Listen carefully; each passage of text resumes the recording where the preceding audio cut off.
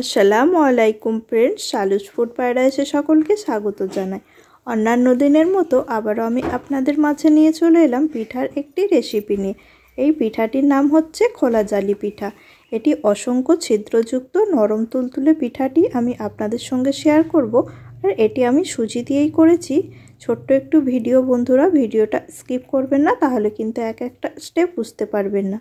চলুন তাহলে কথা না বাড়িয়ে শুরু করা যাক আমার আজকের এই রেসিপি। আর ভালো লাগলে লাইক, কমেন্ট, শেয়ার, আর নতুন হলে অবশ্যই চ্যানেলটিকে সাবস্ক্রাইব করে দেবেন। এখানে আমি একটা বাউল নিয়েছি আর তার মধ্যে দিয়ে দেব 1 প্যাকেট সুজি। এখানে আমি 10 টাকার এই সুজির প্যাকেট ব্যবহার করছি। এই পিঠাটি আমি 1 প্যাকেট সুজি দিয়েই করব। আর আপনারা চাইলে এখানে বাটি মেপেও নিতে পারেন। আর আমি আপনাদের বোঝা বা সুবিধার্থে এখানে প্যাকেটটা শুদ্ধই দেখিয়ে দিলাম। পুরোটাই আমার ঢেলে নেওয়া হয়ে গেছে। এবার আমি এর মধ্যে দিয়ে দিলাম সামান্য পরিমাণ নুন আর দেব এখানে 3 চামচ চিনি। এখানে আপনারা চিনিটা কম বেশিও করে নিতে পারেন। আমি যেহেতু এটা মিষ্টির সঙ্গে খাবো তাই জন্য চিনিটা দিলাম। আর আপনারা যদি ঝাল তরকারির সঙ্গে খান তাহলে চিনিটা স্কিপ করতে পারেন। আর দিলাম এখানে 1 বাটি জল। আরও আমি 1 বাটি জল এখানে ইউজ করব। টোটাল এই ব্যাটারটির মধ্যে আমি 2 বাটি জল ইউজ করলাম। এবার আমি এর মধ্যে দিয়ে দেব 1 বাটি ময়দা। এখানে আমি ময়দা ইউজ করছি, আপনারা চাইলে আটা দিয়েও এটা করতে পারেন। আটা ময়দা যাই ইউজ করেন না কেন, যদি আমার মতো এই ধরনের স্টেপ ফলো করেন তাহলে কিন্তু আপনাদেরও অবশ্যই পিঠাগুলো অসংখ্য ছিদ্রযুক্ত হবে আর নরম তুলতুলে হবে। বন্ধুরা, একবার হলো আপনাদের কাছে রিকোয়েস্ট করছি, এভাবে পিঠাটা কিন্তু বানিয়ে নিতে পারেন। আশা করছি সকলের ভালো লাগবে। দেখুন বন্ধুরা, খুব ভালোভাবে কিন্তু আমার মিক্স করে নেওয়া হয়ে গেছে সব উপকরণগুলো, আর চিনিগুলো গলে গেছে। এখন আমি এটাকে 5 মিনিটের জন্য ঢেকে রেখে দিলাম। ফিরে এলাম বন্ধুরা 5 মিনিট পর। আবারও এটাকে মিক্স করে নেব। দেখুন ব্যাটারটি এখন অনেকটা ঘন আছে। এবার আমি একটা জার নিয়েছি, তার মধ্যে ব্যাটারটিকে ঢেলে দেব আর ভালো করে কিন্তু ব্লেন্ড করে নেব। তবেই কিন্তু সুজিগুলো একদম মিহি হয়ে যাবে আর পিঠাগুলো বন্ধুরা অনেক সফট হবে, একদমই নরম তুলতুলে। ভালোভাবে আমার গ্রাইন্ড করে নেওয়া হয়ে গেছে। এবার আমি এই বাউলের মধ্যে সেটাকে ঢেলে দিচ্ছি। একদমই ক্রিমি একটা ভাব কিন্তু চলে এসেছে। আর এর মধ্যে জারের মধ্যে সামান্য পরিমাণ জল দিলাম আমি এখানে 1 থেকে 2 টেবিল চামচ পরিমাণ মতো হবে। সেটা এর মধ্যে অ্যাড করার পর ভালোভাবে আমি মিশিয়ে নিচ্ছি। আবারও বন্ধুরা আমি এটাকে ঢেকে রেখে দেব, কিন্তু তার আগে আমি এর মধ্যে দিয়ে দেব 1 চামচ ভর্তি করে বেকিং পাউডার। এখানে কিন্তু আমি বেকিং সোডার ইউজ করছি না, বেকিং পাউডার ইউজ করছি।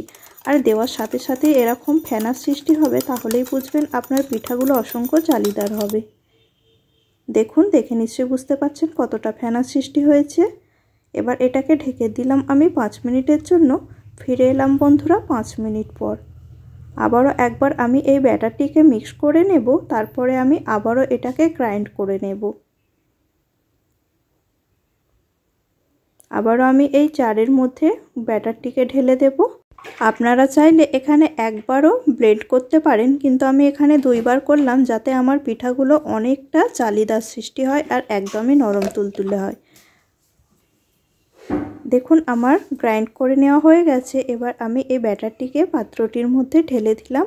আর কতটা স্মুথ তৈরি হয়েছে দেখে নিশ্চয়ই বুঝতে পারছেন। এবার আমি চামচের সাহায্যে ব্যাটারটিকে নাড়িয়ে আপনাদের দেখাচ্ছি। আপনারাও কিন্তু ঠিক এই রকমই সেম ঘনত্বে ব্যাটারটিকে রাখবেন, তাহলে কিন্তু পারফেক্ট পিঠাগুলো ছিদ্রযুক্ত তৈরি হবে। আবারও আমি এটাকে ফাইনালি 10 মিনিটের জন্য ঢেকে রেখে দিলাম। ফিরে এলাম 10 মিনিট পর। এটা এবার আমার পিঠা তৈরির জন্য পারফেক্ট রেডি হয়ে গেছে। আর বন্ধুরা, ব্যাটারটি যখন চামচ থেকে এভাবে ঢালবেন, দেখবেন চামচের গায়ে ঠিক এইভাবেই লেগে থাকবে, তাহলেই বুঝবেন ব্যাটারটি আপনার পারফেক্ট রেডি হয়ে গেছে। এবার সরাসরি আমি পিঠাগুলোকে রেডি করে নেব। তার জন্য গ্যাসের ফ্লেম অন করে একটা চাটু বসিয়ে নিয়েছি আর খুব ভালোভাবে কিন্তু সেটাকে গরম করে নিয়েছি। এবার ব্যাটারটি দেওয়ার আগে অবশ্যই এভাবে করে নাড়িয়ে নেবেন, তারপরেই কিন্তু এই চাটুর মধ্যে দিতে হবে। আর একটা কথা খেয়াল রাখবেন বন্ধুরা, অবশ্যই কিন্তু চাটুটিকে হাই ফ্লেমে ভালোভাবে কিন্তু তাতিয়ে নিতে হবে। আর যদি হাই ফ্লেমে না তাতান তাহলে কিন্তু পিঠাগুলো এরকম জালিদার সৃষ্টি হবে না। প্রতিবারই যখন ব্যাটার দেবেন ব্যাটারটিকে একবার নাড়িয়ে নেবেন। আর অবশ্যই কিন্তু চাটুটিকে হাই ফ্লেমে ভালোভাবে গরম করে নেবেন, তবেই কিন্তু আপনাদের পিঠাগুলো এরকম অসংখ্য ছিদ্রযুক্ত হবে। আর পিঠাটিকে কিন্তু ঢাকা দেওয়ার কোনোই দরকার নেই। আমার এই ভিডিওটি দেখে নিশ্চয়ই বুঝতে পারছেন আমি কিভাবে করছি। আপনারাও কিন্তু সেম একই পদ্ধতিতে করবেন। আর বেশিক্ষণ কিন্তু এক একটা পিঠার জন্য সময় লাগে না, খুবই অনায়াসে ইজিলি হয়ে যায়। দেখুন আমার এখানে 1 প্যাকেট সুজি থেকে কতগুলো পিঠা তৈরি করা হয়েছে আর কতটা নরম তুলতুলে হয়েছে দেখে নিশ্চয়ই বুঝতে পারছেন। আমি আপনাদের একটা ছিঁড়ে দেখিয়ে দিচ্ছি। এই রুটিটি বন্ধুরা গুড় দিয়ে চায়ের সঙ্গে আবার ঝাল কোনো তরকারির সঙ্গেও খেতে ভালো লাগে। আশা করছি সকলের ভিডিওটি দেখে ভালো লেগেছে।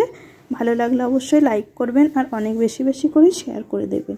আর নতুন বন্ধু হলে অবশ্যই চ্যানেলটিকে সাবস্ক্রাইব করে পাশে থাকবেন।